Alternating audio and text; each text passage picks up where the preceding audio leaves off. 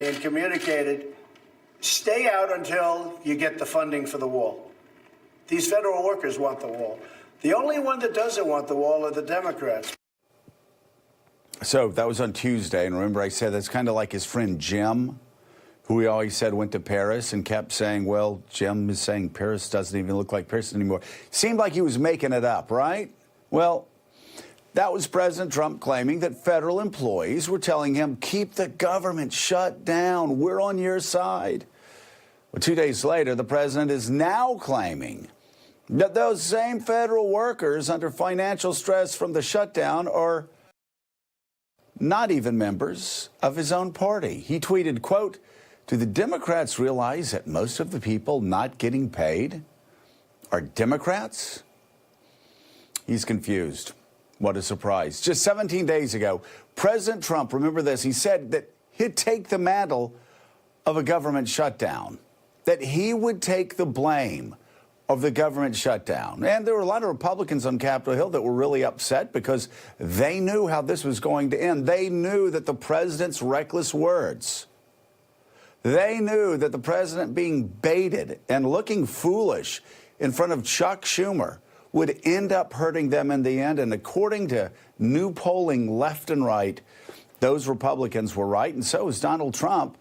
Voters are blaming him for the shutdown. In a Reuters Ipsos poll conducted after the shutdown began, found that 47% of Americans hold Donald Trump responsible, while only 33% blame Democrats in Congress, and about 7% blame congressional Republicans. Meanwhile, just 35% of Americans say they support Congress putting up the money for a border wall. That's about where it's been for a very long time. Only about a third of Americans.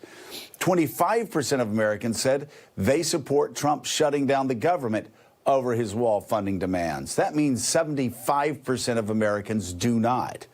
Now, in a CNN poll conducted earlier this month, 57% said they oppose building a wall, while 38% favor it. But the number in favor fell to only 33% if the wall is built without money coming from Mexico, as the president is currently demanding. This, as Americans who view immigration as a good thing, set a record high. Now get this. June, Gallup found that 75% of Americans support immigration, including majorities of all party groups, with 65% of Republicans and Republican leaners viewing immigration positively. Yamiche, you look at all these polls. I want to start with that last one, because not only is immigration more popular today than it was the day that Donald Trump took office, Obamacare is in its glory days. Forget about making America great again. America's already great. Donald Trump is making Obamacare great again and making it more popular than ever.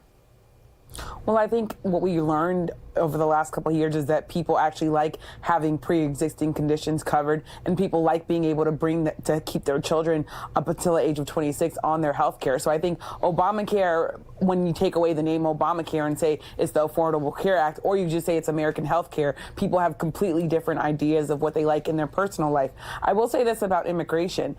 There are a lot of people who also, I think, after President Trump was elected, realized that some of their family members, some of the people that they like to see on maybe at the coffee shop, or their coworkers, they were immigrants, some of them deported. We've seen stories where people were Trump supporters and then their spouses were deported. So we also see that people are now personally feeling the effects of the Trump administration, and of course the child separation program. I think that was something that changed the idea of what immigration was. That even people who like Donald Trump were saying, well, we can't separate mothers and their children. That's a step too far. Of course, President Trump doubled down on that policy, but the courts have really dealt the Trump administration over and over again losses. I think now when it comes to this shutdown, President Trump was banking on the idea that he would like to have a conversation and an argument over immigration, that he could stake his his reputation on shutting down the government over immigration. And I think what we see and what he's realizing is that that's not a good position, and that Nancy Pelosi is going to make his life even harder than it was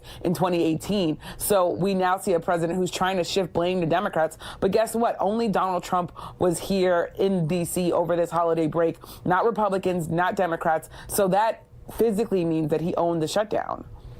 Yeah, he did, and he said he'd take the credit for it, Kurt, and certainly he's taken the credit for it. And boy, I'll tell you what, it does seem, in the immortal words of Rick Wilson, everything that Trump touches dies if you work for him, but also everything that he opposes becomes more popular. Think about it. Obamacare more popular than ever. Immigration more popular than ever. And even yesterday, I saw the news that the most admired Americans, you know, it usually would be Billy Graham and Betty Ford when I was growing up every year. Well, this year, who was it? Barack Obama and Michelle Obama. We really are seeing this backlash that Republicans experienced at the polls back in November. We see that continuing. And tell me, you worked on the Oversight Committee, as did I, about 800 years ago when I was in Congress. What's it going to be like, not only for Donald Trump, but for Republicans, as that Oversight Committee starts investigating, and we know Elijah Cummings will, the death of those children at the border, the policies that have led to separating thousands of children from their parents, and of course, all of Donald Trump's finances. What's the next year going to look like? Well, we're starting to see some of that already take shape, Joe. And just in the last week, Elijah Cummings, the incoming chairman of the Oversight Committee, sent 51 letters to the Trump administration, a number of document requests, including to the Secretary of Homeland Security about the child deportation and the child separation policy. We saw just last night a number of the congressional committees send a joint letter telling the Trump administration to save all their documents, all of their emails, all of their notes, so that they can get all the information right away. They've given them until January 11th to produce those documents, and if they don't, if they resist, if they obstruct, you're going to start seeing subpoenas being issued by the new Democratic majority. And Joe, this is what the American people wanted. They wanted this check and balance. We've had 2 years now of an unchecked administration of the Republicans on the Oversight Committee, the same Republicans, by the way, that couldn't wait to talk about oversight when Barack Obama was president, who issued more than 100 subpoenas when I was there working at the Oversight Committee of Barack Obama. Those same Republicans didn't do anything for 2 years, didn't issue a single subpoena to Donald Trump, all the while different types of corruption. We saw what happened with Scott Pruitt, saw what happened with Tom Price and his private travel, seeing the controversies with Ryan Zinke that have chased him out before the end of the year. They didn't do anything. Well, the American people decided in November they want action, they want oversight, and that's what they're going to get. Isn't it incredible? Not a single subpoena over the first 2 years of Donald Trump's presidency, when there probably should have been a record number going out to try to investigate all the things that seem to be going wrong in that.